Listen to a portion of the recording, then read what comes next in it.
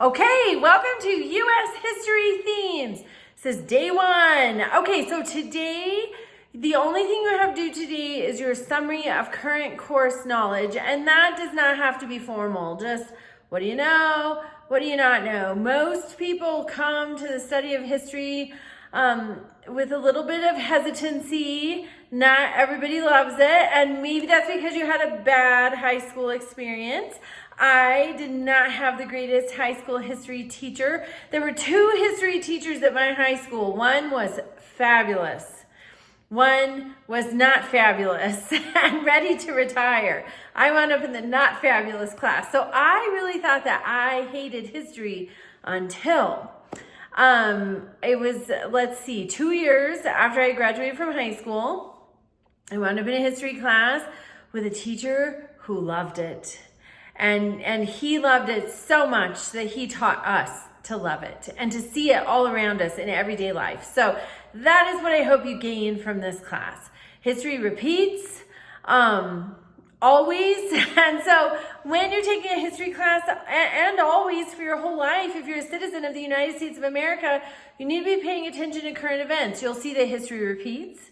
And also, as a citizen of the United States of America, our founders anticipated that the citizenry would be educated. They would know what's going on. So if you don't like what's going on, you can vote out your current governing body people and vote in new people. So there you go. All right. This week, we're looking at migration and immigration. So today is your summary of current course knowledge. Wednesday, you introduce yourself. That is my personal favorite. I get to know a little bit about each of you. So you have your introduction post.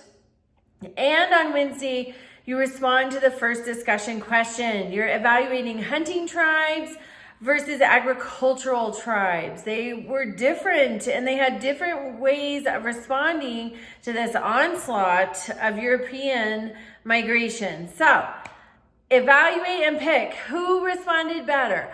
In your introduction, that can be brief, and same with your initial post in the discussions. There's not a minimum word count. You just need to make sure that you fully respond to the prompt. So for discussion question 1, you don't have to necessarily talk about both types of tribes. You can pick which one you think was better at dealing with the Europeans and just focus on that. In your replies, same thing. To earn participation every week, you need to have 6 substantive replies with your classmates. Those are over and above your initial discussion responses.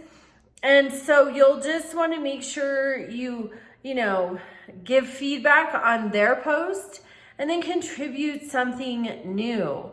Maybe there's something they missed. Maybe there's a question they forgot to examine. So, and then on Friday, you have your response to discussion question 2, reasons for English colonization.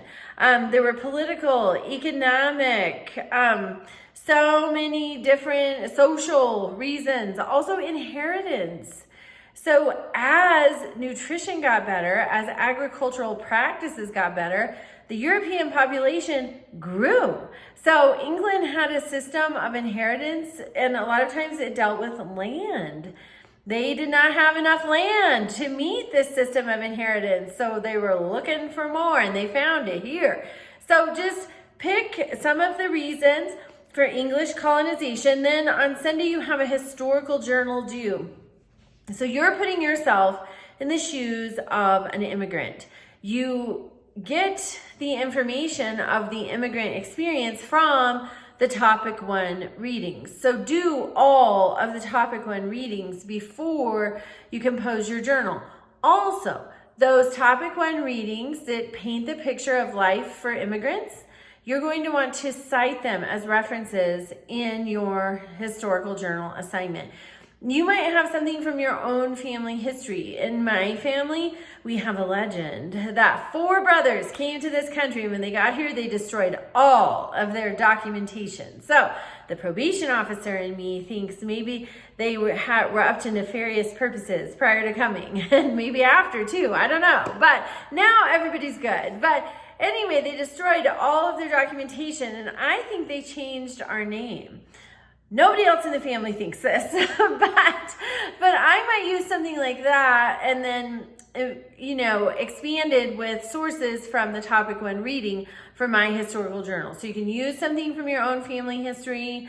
You might have an immigrant story from an ancestor. You can definitely use that, but also incorporate some of the readings. Then you have a quiz too. So reach out with questions. Welcome to the best class there is in all of college, history, the study of history, and have a great day.